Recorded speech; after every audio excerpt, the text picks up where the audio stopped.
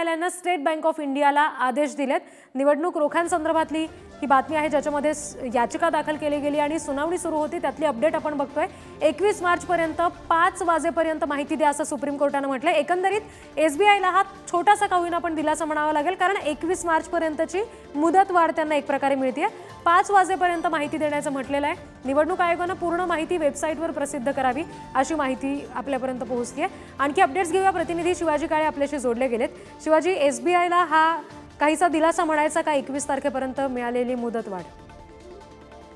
एकंदरीत पाहता सुप्रीम कोर्टामध्ये एसबीआयचा जो पवित्रा आपण पाहिला असेल तर त्याचा आज असं होतं की तो मी नव्हे, आमच्या लक्षातच आलं नाही की तुम्ही आम्हाला अल्फा न्यूमरिक नंबर संदर्भात ऑर्डर दिलेले आहेत।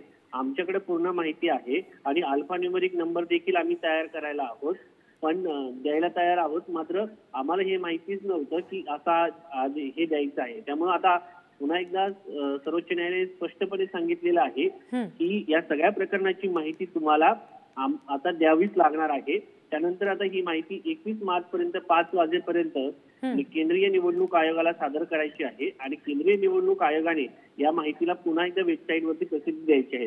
या सगळ्या प्रकरणामध्ये मुकुल रोहतगी देखील उद्योजकांच्या वतीनं उपस्थित झाले होते। त्यांचं म्हणणं होतं की याचिका दाखल करताना की हा जो कायदा होता यामध्ये गोपनीयतेचा हवाला देण्यात आला होता।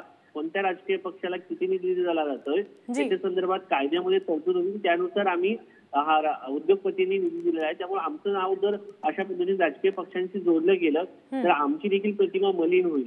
तर त्यामुळं या सगळ्या प्रकरणावरती त्यांनी देखील एक याचिका दाखल केली होती। सर्वोच्च न्यायालयाने या सगळ्या प्रकरणावर त्यांना देखील झापलं आणि त्यांना सांगितलं की 2019ला जेव्हा हे प्रकरण सुनावणीला घेतलं होतं तेव्हाच सांगितलं होतं की या सगळ्या प्रकरणाचा निकाल जो आहे तो आमच्या अधीन राहील। त्यामुळं तुमचा जो युक्तिवाद आहे चुकीचा आहे, याच्यापेक्षाही जास्त आम्हाला काही बोलायला लावू नका असं सर्वोच्च न्यायालयाने त्यांना देखील झापलं। एकंदरीत पाहता स्टेट बँकेचे वकील स्टेट बँकेच्या वतीने हरीश साळवे उपस्थित होते, त्यांना देखील कोर्टाने झापलं। दुसरीकडे जर पाहिलं तर याचिकाकर्त्यांच्या म्हणून उद्योगपतींच्या वतीने उपस्थित राहिलेल्या दुसऱ्या वकिलांना देखील या ठिकाणी सर्वोच्च न्यायालयाने झापल्याचं पाहायला मिळालं। निश्चित शिवाजी, आणि एकंदरीत निवडणूक आयोगानं ही पूर्ण माहिती जेव्हा वेबसाईटवर प्रसिद्ध केली जाईल आयोगाकडून तेव्हा नेमकं या संदर्भातलं चित्र आणखी स्पष्ट होईल असं म्हणायला हरकत नाही। धन्यवाद दिलेल्या तपशिलांसाठी। आणि या सगळ्या प्रकरणावर ॲडव्होकेट प्रशांत भूषण नेमकं काय म्हणालेत बघूया। हमने आपको बोला था कि सारे डिटेल जितने आपके पास हो इन इलेक्टोरल बॉन्ड्स के बारे में सब आपको डिस्क्लोज करने हैं। उसका ये मतलब नहीं था कि आप बॉन्ड नंबर नहीं देंगे या और कोई डिटेल नहीं देंगे। तो उन्होंने बोला है कि सारे ही डिटेल्स जो भी उनके पास बॉन्ड के बारे में हो वो पूरे के पूरे डिस्क्लोज करें।